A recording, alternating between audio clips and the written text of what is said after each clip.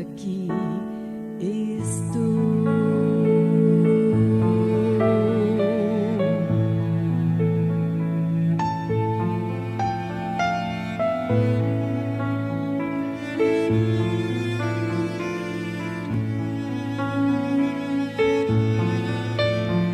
Os defeitos do passado, seu poder vai transformar. Os espinhos do pecado, seu amor vai arrancar.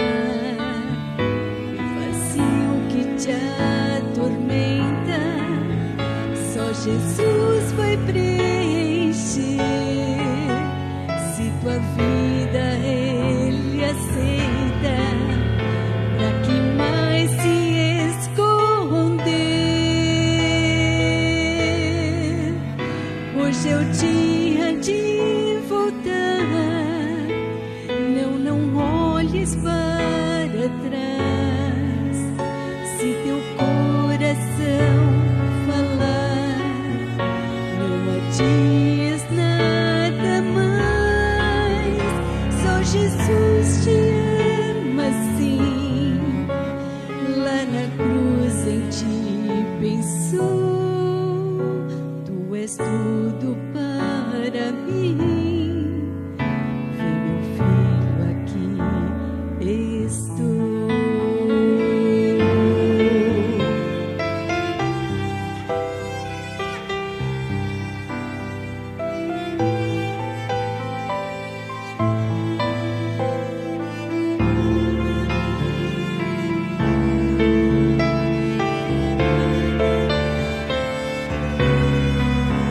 É Jesus que fala assim. Lá na cruz eu te esperei. Volta agora para mim. Todo tempo eu te amei.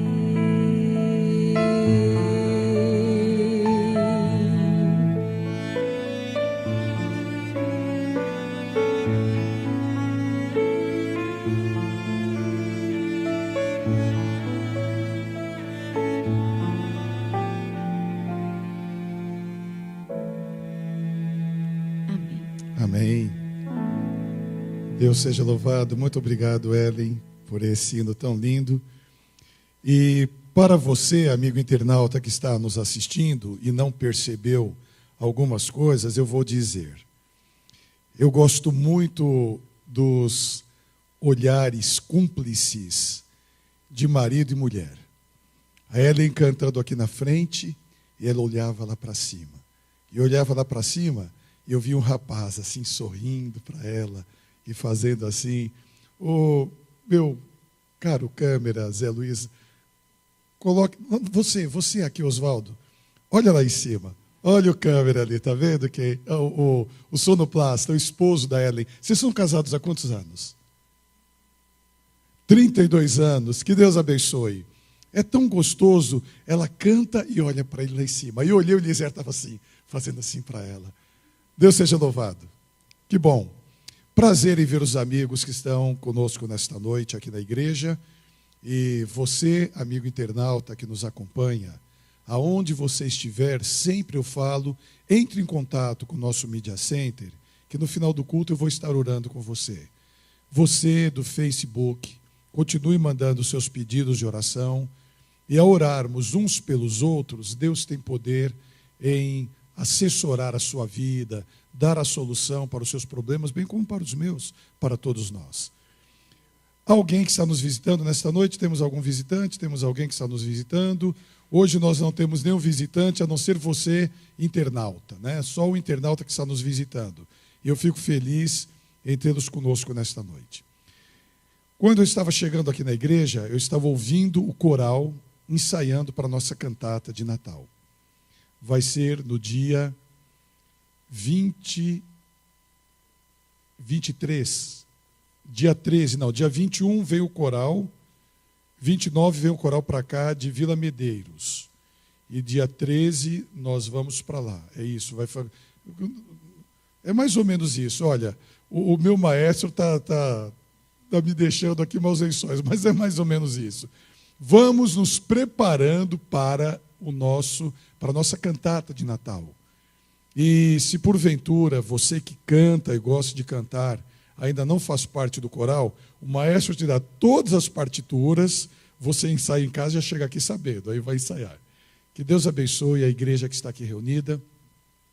Eu tenho pensado muito nessa semana nas questões que envolvem o nosso país.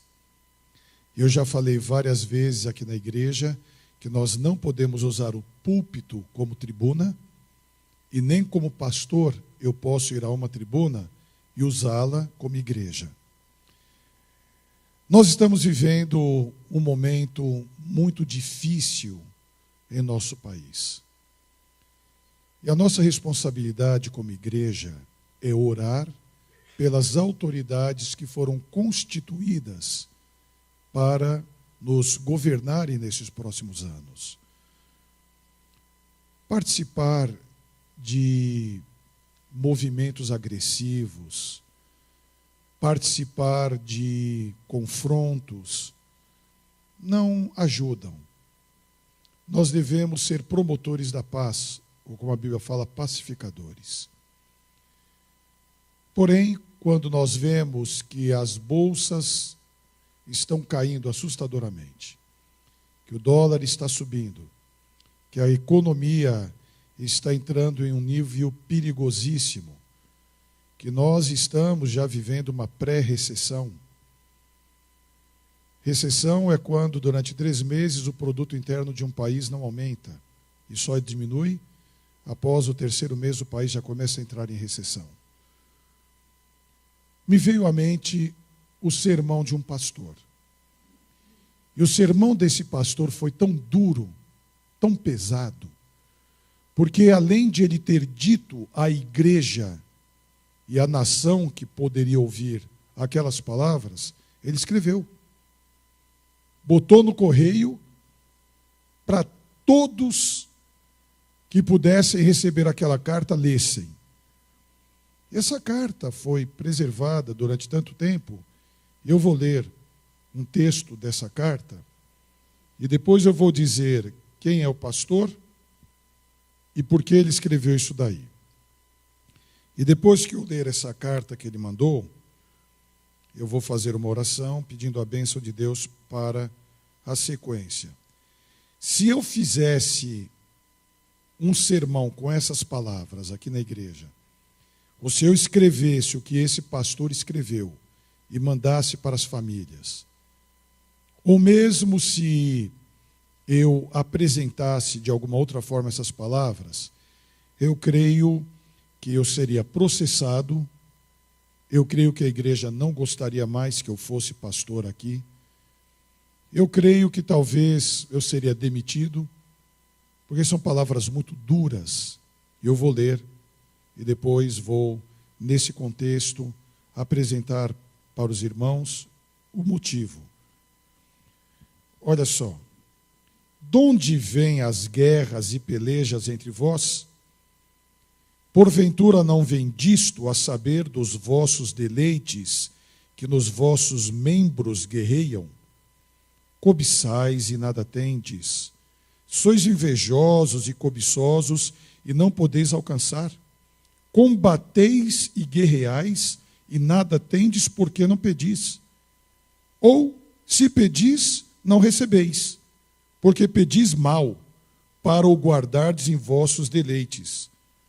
Adúlteros e adúlteras, não sabeis vós que a amizade do mundo é inimizade contra Deus?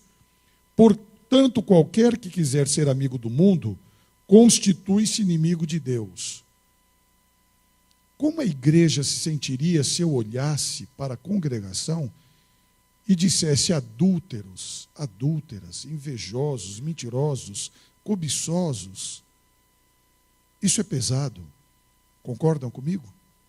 É pesado. Eu nunca fiz um sermão sobre isto, a não ser para exortações em momentos muito especiais. quem escreveu isto e falou foi um pastor, irmão de Jesus, que escreveu essa carta aproximadamente no ano 50 da nossa era. É uma das primeiras cartas do Novo Testamento. É considerado o livro dos provérbios do Novo Testamento. E Tiago, irmão de Jesus, escreveu essa carta em um período que a igreja estava começando. E dizer palavras tão duras como esta para uma igreja que estava começando é pedir para dissolver a igreja, é pedir para diluir os que estão frequentando para não virem mais.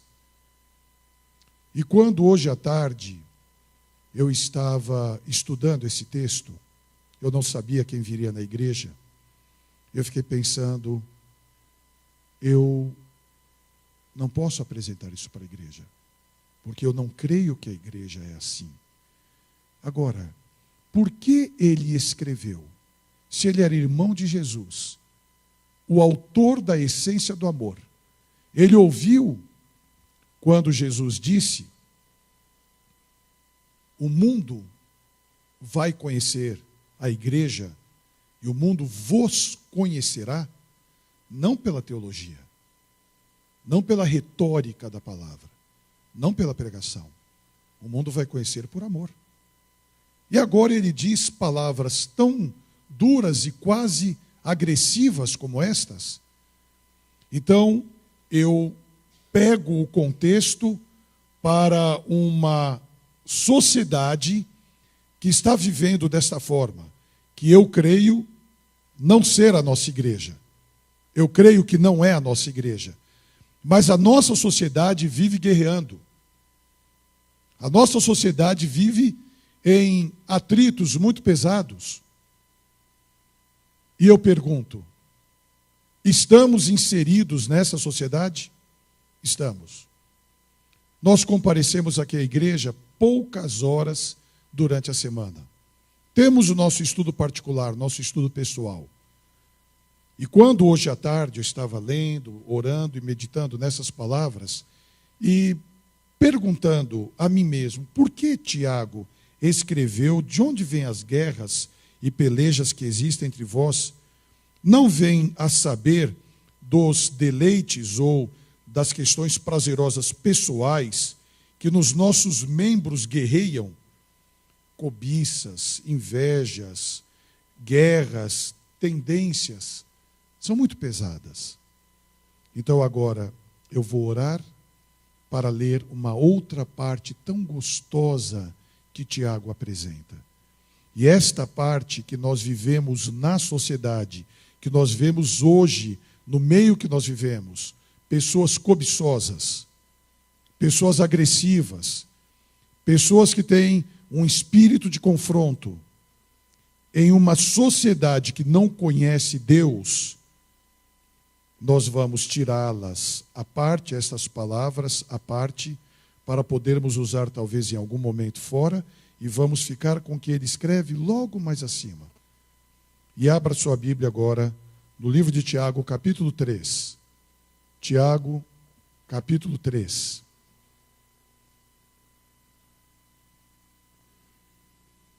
E vamos orar antes do assunto desta noite.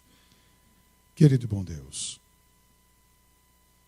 em Tuas mãos entregamos agora a nossa vida para o estudo da Tua palavra, no conselho que o pastor Tiago, irmão de Jesus, tem para nós, palavras tão importantes, que suplicamos a bênção de Deus para tê-las em nossa vida neste momento pelo Teu poder.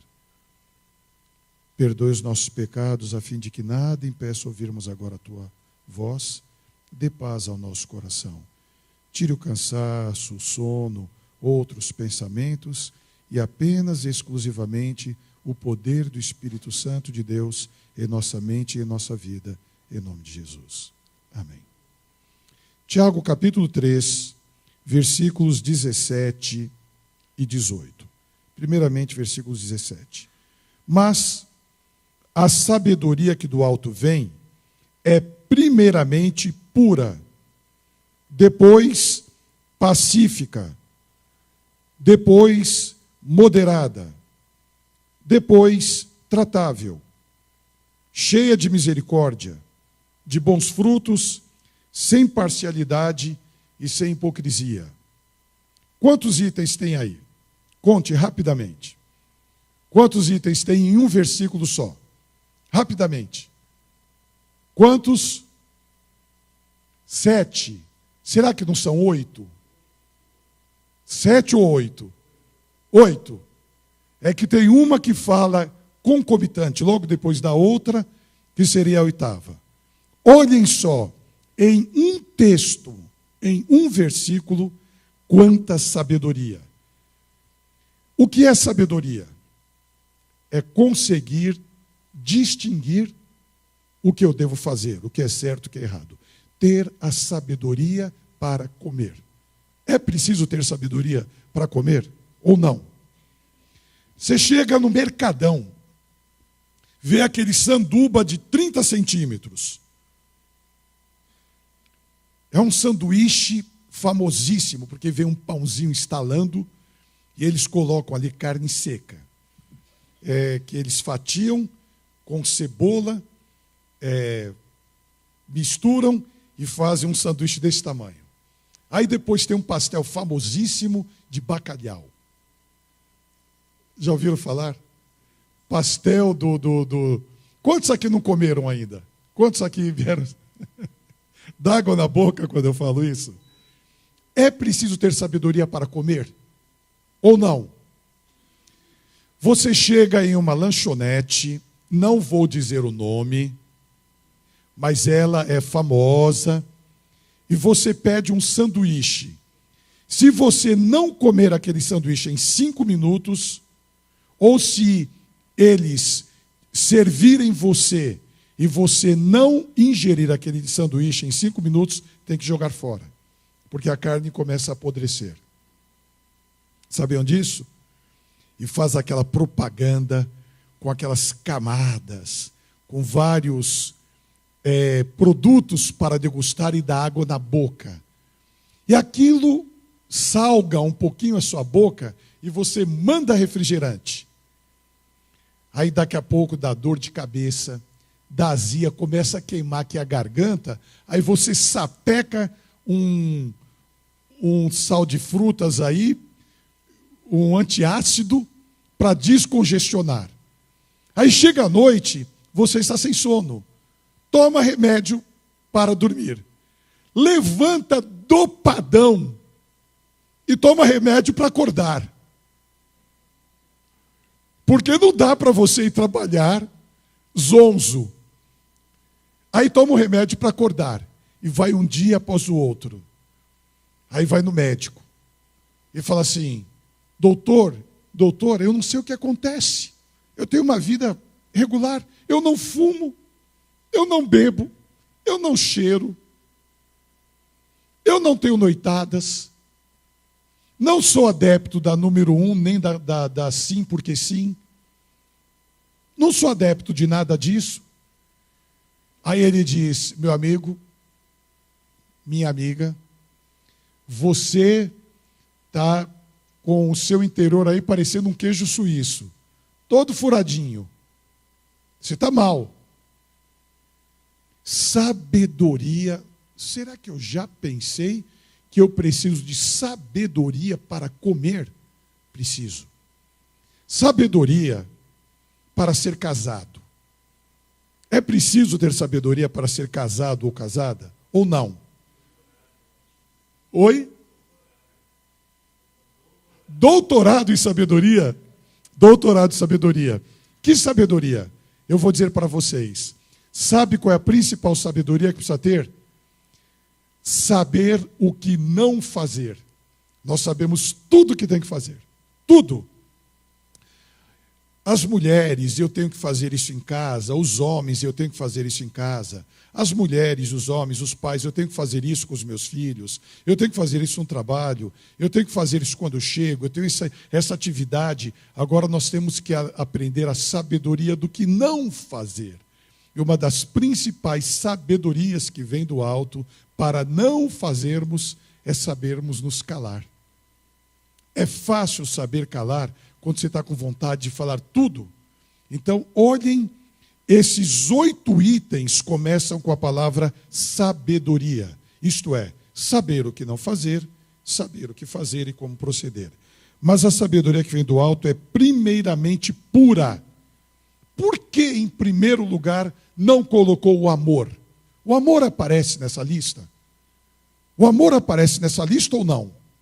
A palavra amor. Por que não? Se eu já disse aqui agora que a essência do caráter de Deus é amor, ele disse, Deus, ou a Bíblia diz, Deus é amor.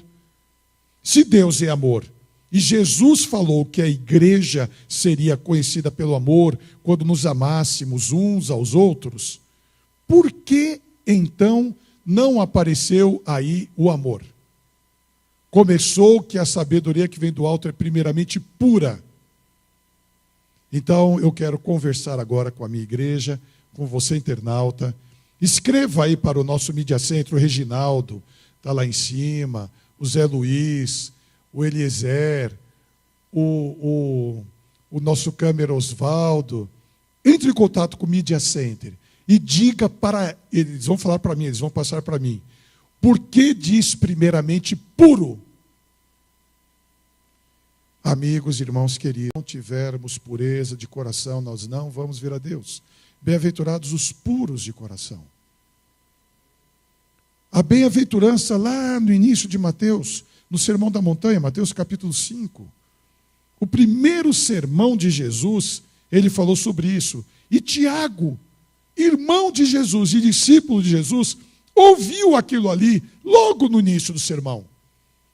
E depois de quase 2 décadas que Jesus havia ido para o céu, Tiago escreveu essa carta e disse, a sabedoria que vem dos céus, que vem do alto, que vem de Deus é primeiramente pura. Então, a congregação vai me ajudar, os internautas.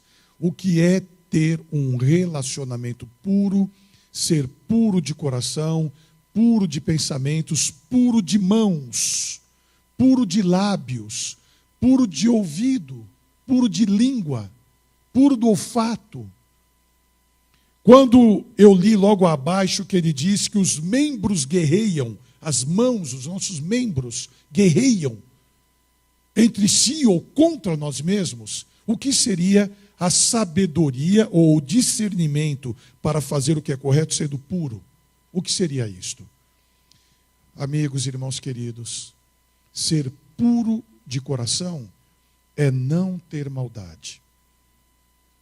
É não ter maldade. Deixa eu dar um exemplo de pureza de coração. Um muro de 2,5 metros de altura, que cerca uma casa, e o pai se estica, sobe num banquinho e põe o filhinho, o muro é largo, ele consegue ficar em pé, e ele fala, filhinho, pula no colo do papai, pula nos braços do papai. O filhinho abre um sorriso e voa no ar.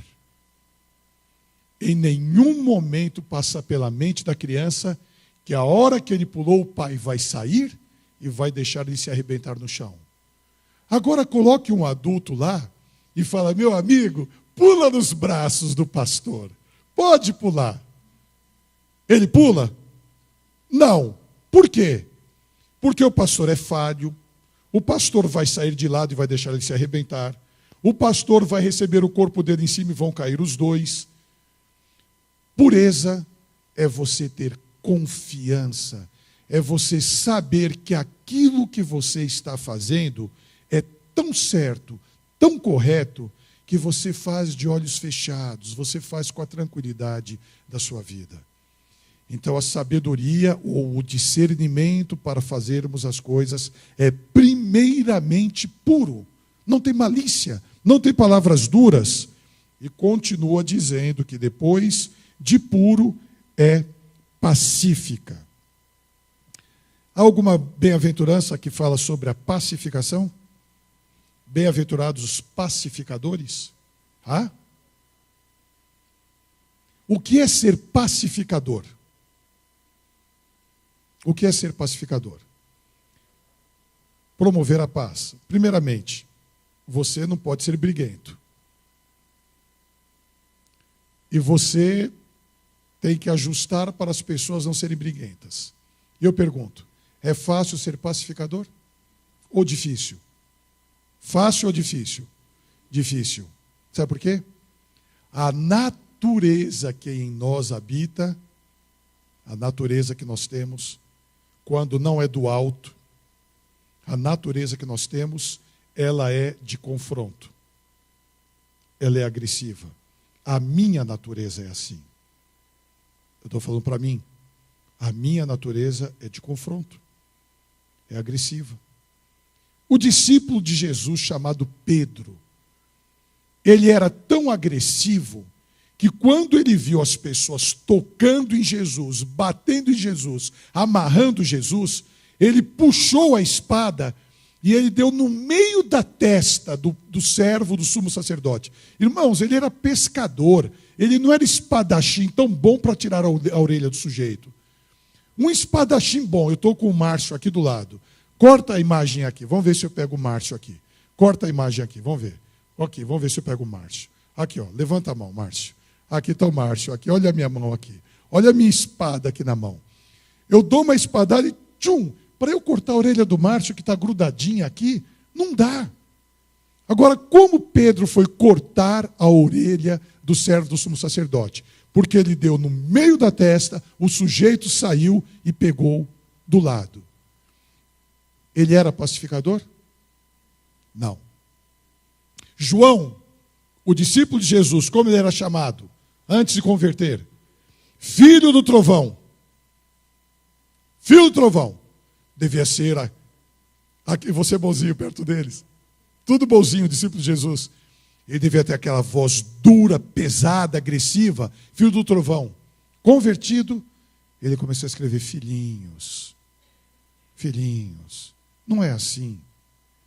Então a sabedoria que vem do alto é primeiramente pura, depois pacificadora. Vão me dizendo, põe o texto aí, por favor. Depois de pacificadora, o que vem? Moderada. Ou já ouviram põe o texto e vai tirando, conforme eu vou falando. Obrigado. Já ouviram um termo usado de moderador? Há o moderador da justiça. Pessoas que têm conflitos, antes de irem a juízo, tem um moderador. Qual é o papel do moderador? Não deixar as pessoas brigarem. Fazer um ajuste, um acordo entre pessoas que estão em litígio. Então a sabedoria que vem do alto é primeiramente pura, depois ela é pacífica e depois ela é moderada. Irmãos queridos, ser moderado não é fácil. Perceberam que tudo o que Tiago escreveu ali com palavras dóceis, em um item só, é difícil, mas está ligado à sabedoria que vem do alto. Depois o quarto item. Qual é o quarto item? Coloca aí, vamos ver qual é o quarto item. Depois é tratável. Aqui eu quero parar um pouquinho. Sabe como chama esse termo em nossos dias hoje? Tratável. Uma pessoa que é boa ou bom de relacionamento. Tratável. Bom de relacionamento. Ser bom de relacionamento é uma virtude dificílima porque nós vivemos com pessoas diferentes. E uma das maiores virtudes do cristianismo é conviver com as diferenças. Há pessoas que não gostam de mim. E há pessoas que eu não gosto delas. Pergunto, o pastor pode não gostar de alguém? Pode. Agora, se eu não gosto de alguém, eu tenho que lutar para gostar, senão eu não posso pregar. Eu tenho que, no mínimo, orar pela pessoa. Tenho que querer bem a pessoa, não posso querer mal a pessoa. Então, Eu ouvi uma frase há uns 20 anos atrás. E essa frase diz assim: quem não é bom de relacionamento está fora do mercado. Eu tenho visto especialistas em RH. Alguém aqui que é de RH, de recursos humanos? Alguém aqui que é de recursos humanos? Que tem alguma atividade profissional na área de recursos humanos? Eu vi uma matéria, algumas matérias, mas uma me chamou a atenção. De uma empresa, uma multinacional muito grande. E era jovem ainda. E ela disse: eu prefiro contratar uma pessoa que não sabe muito bem ou totalmente como a outra sobre o assunto, mas é boa de relacionamento. Porque essa pessoa que não sabe o que o outro tem mais conhecimento, vai aprender. Agora, quem sabe tudo e não é bom de relacionamento, vai azedar aqui o ambiente. É um excelente profissional, é uma excelente profissional. Eu me recordo de uma dessas empresas muito grandes, com milhares de funcionários, que contratou uma empresa especializada e pagou R$80 mil para contratar um executivo para uma função de diretoria. O indivíduo ia começar com um salário altíssimo. E aquela empresa conseguiu contratar um dos melhores profissionais do mercado. Depois de um ano, a pessoa que estava na presidência daquela grande empresa demitiu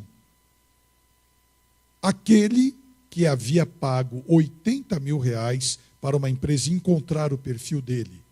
Demitiu, e ele levou, depois de um ano, pelo contrato que tinha, o carro que ele usava como diretor, levou uma verdadeira fortuna. E eu tive a oportunidade de conversar com essa pessoa. Eu falei: mas espera um pouquinho. Você pagou tanto para ter essa pessoa aí, investiu muito nesse ano e mandou embora. Eu ouvi: é mais barato. É mais barato eu pagar agora do que o estrago que vai fazer depois. Então, esse item que aparece, esse quarto item, que a sabedoria que vem do alto é tratável, de bom relacionamento, é algo, irmãos, que eu tenho que pedir a Deus diariamente.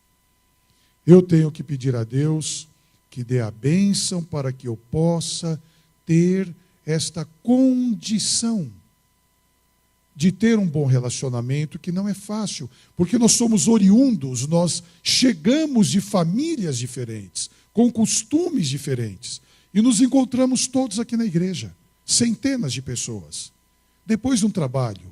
Então veja esse conselho, coloca aí agora o quinto item, que nós vamos ver desses 8 que estão aí. A sabedoria que vem do alto, depois de tratada, é cheia de misericórdia.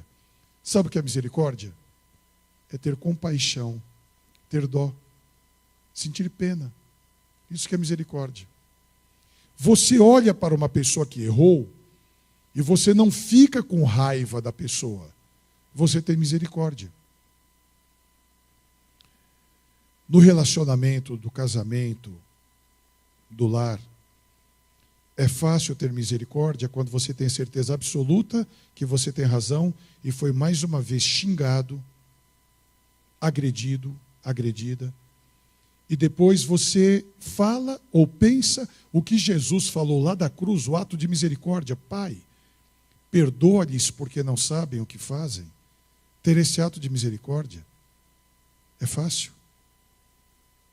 Olhem os conselhos que encontramos na palavra de Deus, e vem agora o 6º item de Tiago, capítulo 3, solta o 6º item aí, por favor. 6º item, qual é? Depois de misericórdia, bons frutos.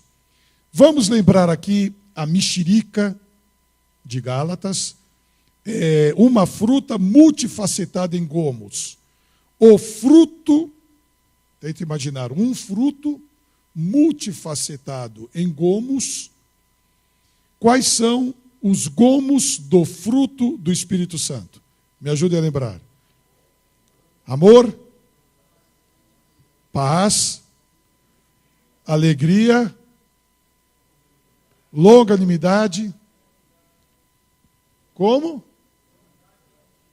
Benignidade, longanimidade, benignidade, palavras difíceis, o que é isso? O que é longanimidade? Ué, não sei, longanimidade é ser longânimo. O que é isso, ser longânimo? Paciente. Paciente. Misericordioso. Que tem um desejo enorme de fazer o bem. E quando o Tiago diz que são frutos, esses frutos que podem ser degustados no relacionamento, e vem o 7º item, que é sem parcialidade. A Bíblia fala de um homem que era parcial e deu um problema seríssimo. Jacó amava a José mais do que os outros filhos. E deu uma capa Louis Vuitton para ele de $5.000. Deu uma capa Armani para ele. Lindíssima. E quando ele chegou desfilando, porque a Bíblia fala que José era formoso de parecer e formoso à vista, quer dizer que ele era bonito de rosto e bonito de corpo. Tinha um físico bonito e um rosto lindo. A Bíblia diz. E Jacó amava mais a José do que os outros irmãos. Ele era parcial. E olhem a bagunça que deu naquela família. A Bíblia diz que eles não podiam mais viver pacificamente. E José trazia uma má fama dos irmãos para o pai. Uma família em pé de guerra. Não ser parcial quando você gosta mais de uma pessoa do que de outra, quando você prefere alguém em detrimento do outro, é dificílimo. E pergunto, nós pais, avós como eu, alguns que estão aqui, é mais fácil ou mais difícil com os filhos ou com a família ser parcial ou não ser parcial? O que é mais fácil? Você ter preferências ou não ter preferências? Ter preferências. Ter preferências. A gente tem preferências por um ou pelo outro. Abençoados são Eliezer e a Ellen, que tem um filho só, então não tem essa preocupação. É preferência pelo Wesley e acabou. Não é? E agora, a irmã que teve 12 filhos, não é isso? A irmã Maria teve 12 filhos e 8 vivos. Irmãos, em uma casa com 12 filhos, você acaba gostando mais de um ou de outro. No trabalho, é mais fácil você gostar mais de alguém ou não? Sim. Na igreja, nós podemos gostar mais de um grupo, de uma família do que de outro? Podemos. Sabe como chama isso? Parcialidade. E a Bíblia diz que a sabedoria que vem do alto não é parcial. Nós não devemos ter preferências, mas a nossa natureza leva a não ser preferências. Eu olho aqui da congregação, eu olho aqui a congregação, e eu já sei onde cada grupo senta. Eu sei. Olha esse trio bonito aí. Esse aí eu posso mostrar, né? Esse trio... Vem cá, desce aqui que eu quero mostrar essas 3 meninas aqui. Não dá para mostrar. Elas 3 sentam juntas, sorrindo, mas será que isso é... Não. Deixa eu chegar aqui. Deixa eu ver se dá para pegar. Vira lá um pouquinho a câmera. Essas 3 aqui. Faz diferença. Olha vocês 3 lá para cima. Pronto. Olha lá para trás. Olha lá para trás. Vocês 3, olha. Olha lá para trás. Olha que coisa linda. Eu posso dizer que elas estando juntas, assim, elas são parciais? Elas preferem uma a outra do que os outros da igreja? Posso dizer isso ou não? Olha só, entenderam como é muito perigoso? Não, elas sentam juntas porque gostam. Têm a mesma faixa etária, fazem o mesmo bolo juntas, convidam o pastor para comer no mesmo... Eu comi bolo na sua casa, é verdade? Você estava junto, né, irmã Ione? Estava junto lá. É. A parcialidade que se refere não é esta aqui, de amizade, onde você tem mais intimidade com uma pessoa. É você simplesmente deixar o outro de lado propositalmente, e a pessoa percebe que você está fazendo isso. A pessoa percebe que você está deixando ela de lado e escolhendo propositalmente outra para humilhá-la. Isso é ser parcial. E o último item dos 8 que nós temos, sem hipocrisia. Lembram que Jesus falava, e Tiago ouviu Jesus falando isso muitas vezes, hipócritas, fariseus. O que é hipocrisia? Em palavras simples. Hipocrisia é uma pessoa que não é sincera, fingida, falsa. Isso é hipocrisia. Uma criança chega para mim e fala, não quero ir com você, não gosto de você. O adulto falou mal de você, te detonou, te encontra e te abraça. Como vai, meu amigo? Tudo bem? A hora que sai, dá 2 passos contra o outro e fala assim, não vou com a cara daquele sujeito. Isso é hipocrisia. Vamos ler o texto todo agora para entendermos e finalizarmos o culto? Vamos ler o texto todo? Olha que bonito. Mas a sabedoria que do alto vem é primeiramente pura, depois pacífica, moderada, tratável, cheia de misericórdia e de bons frutos, sem parcialidade e sem hipocrisia. E o último texto desse capítulo fala sobre a justiça, que vem, começa com a sabedoria e termina com a justiça. Ora, versículo 18. O fruto da justiça semeia-se na paz para os que exercitam a paz. O assunto de hoje começa com a sabedoria e termina com a justiça da paz. A justiça é para prender, a justiça é para acusar, a justiça é para mostrar o que errou. Não. Quem tem aqueles 8 itens exerce a justiça ou o relacionamento da paz. Amigos queridos, em uma sociedade conturbada como nós estamos vivendo, em uma sociedade onde a mídia apresenta de uma forma muito clara os confrontos que devemos ter, esses 2 textos estão ligados à contramão da vida. É a contramão da vida. Apenas por curiosidade, decorem principalmente o versículo 17. Leiam de manhã, leiam à tarde, vão lendo, declame um para o outro. Os irmãos perceberam que eu estou com uma florzinha aqui, né? Eu olho para a câmera e não olhei aqui. Eu sou neto de português, de vez em quando eu tenho uma recaída lusitana. Olha aqui, propositalmente eu vim, hoje, às 10 horas da manhã, das 10 horas da manhã até umas 2:30 da tarde, eu estava com vários casais para uma programação muito especial. E colocaram na minha lapela,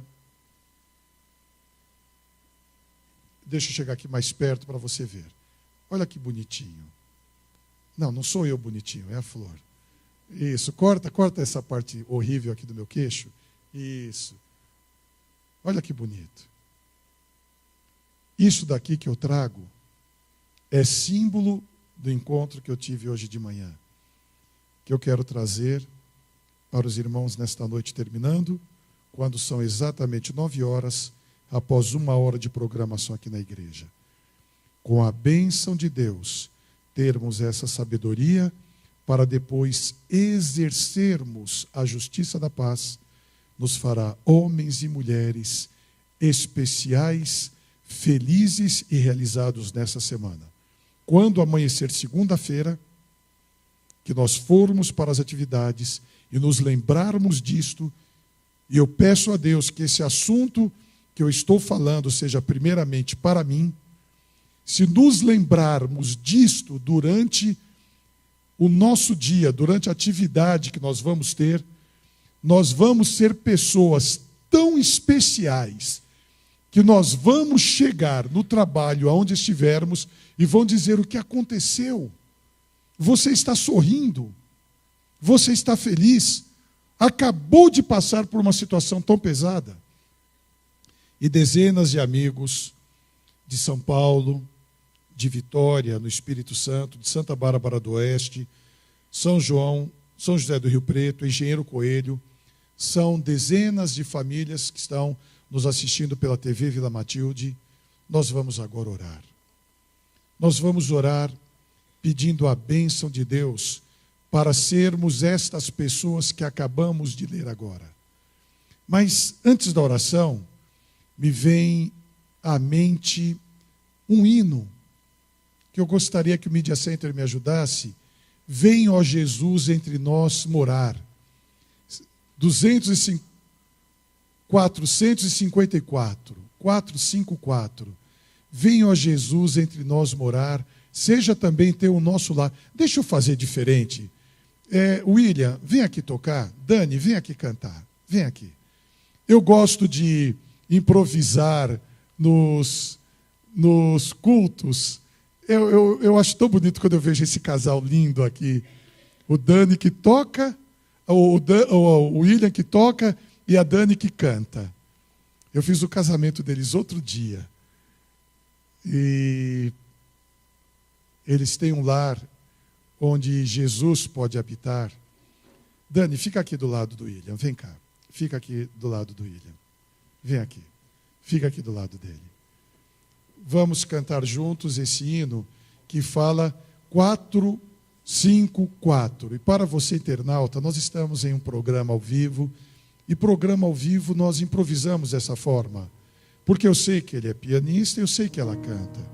E esse hino me veio à mente antes da oração, porque ele pode sintetizar esses dois textos para o nosso lar. Vamos levantar e vamos cantar com todo entusiasmo essa poesia tão linda.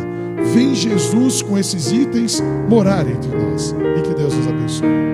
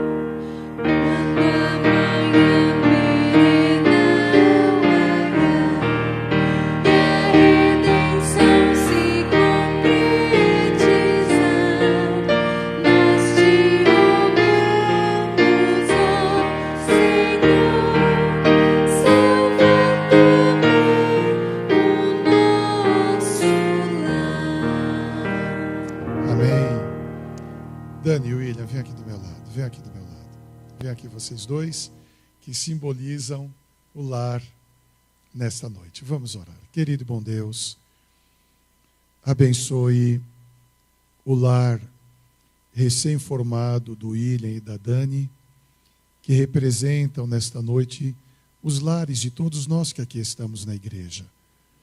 O texto que lemos, que apresenta os 8 itens para termos a sabedoria que vem do alto. E o hino que acabamos de cantar, aceitando estes itens para a nossa vida, para a nossa família, vai produzir com cada um de nós, nos relacionamentos que temos do dia a dia, pessoas que promovem a justiça da paz. É isso que queremos ser, promotores da paz. Leve-nos sob os teus cuidados para os nossos lares. Dê-nos uma boa noite, que nenhum mal nos aconteça. Perdoe onde temos pecado neste relacionamento de casa, do trabalho, da escola, da igreja, na sociedade. Dê a bênção para sermos pessoas mais dóceis, mais amáveis, transmitindo gestos, olhares e palavras de amor. E como acabamos de cantar, quando Jesus voltar, salve os nossos lares. salve os nossos filhos, salve a tua igreja, e que a bênção de Deus nos abrace, como estamos abraçados agora. E este amor que tu nos dás possa ser transmitido em todas as nossas atitudes. Pois em nome de Jesus, suplicamos e agradecemos. Amém. Amém. Podeis nos assentar? A todos uma boa e feliz noite. E você, amigo internauta que nos acompanha, que Deus te abençoe. Que Deus te guarde. Que Deus te dê a bênção de ter uma semana muito feliz. Nós estamos orando por você.